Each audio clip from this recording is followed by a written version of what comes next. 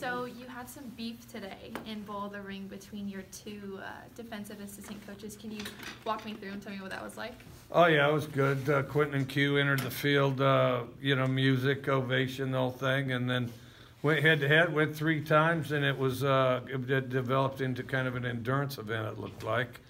And Q got after Quentin for the most part.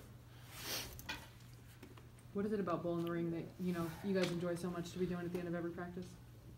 Well, we do at the beginning. Sorry, excuse me.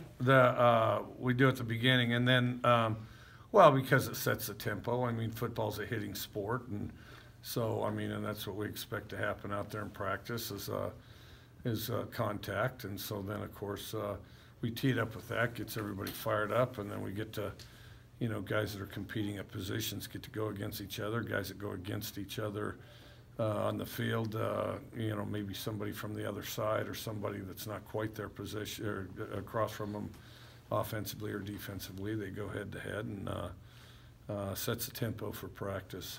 When 2 guys get in scraps, maybe in a previous practice, do you kind of choose those 2 to go at each other? No, we'll put them in the next day for sure. Yeah. Frederick, he's had a couple practices where he's been struggling with snapping the football. Is that becoming a common issue, or what do you think? Well, I don't think any. If they miss any, it irritates me, and we've got center after center that sprayed the ball. So we're going to work on it, and I happen to think it's just concentration. I don't think it's skill level. I think it's concentration. I think we have to concentrate longer and harder. You were talking about position battles earlier. Any position battles at this point in spring with the spring game coming up that stand out to you? Virtually every one of them, really. I mean, there's nobody that's secure, and then even following this, then of course they'll train and for several months, and then we'll do the same thing again in camp, and then towards the end of camp, then sort it out. When you set the roster for spring, the Crimson and Gray game, when do you guys choose the Crimson and Gray teams? We already have. I don't remember who's on what team. Basically just the ones on one side are on one team, the ones on the other side are on the other team, and so it's intermingled. Like you might have, the starting, the one inside receivers on one team, the 2's on the other. On the other side, that team gets the 1s and the other team gets the 2s. So it goes with the safeties, the corners, the defensive line, outside receivers, the running backs. You have an idea of how you split the quarterbacks up? Yeah, well, we'll see how it goes.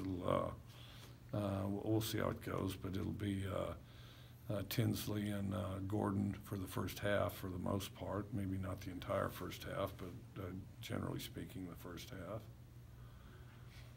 If you had time to think about the new kickoff rule that they implemented, I think it was last week, the fair catching inside the 25. You have any thoughts on that? I haven't thought about it very much. I think it's a dumb rule.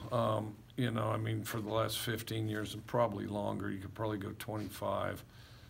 We constantly tinker with rules. I can't think, if you come up with one, I'd like to hear it. I'm not saying there's not one, but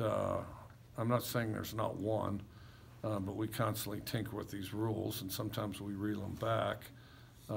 This has been a sport that's been heavily scrutinized for over 100 years, and I haven't seen any of these rule changes improve anything. Not in the last 15 years I haven't, and I could be wrong because I can't think of all the rule changes because they fire about 5 of them at you a year. And again, like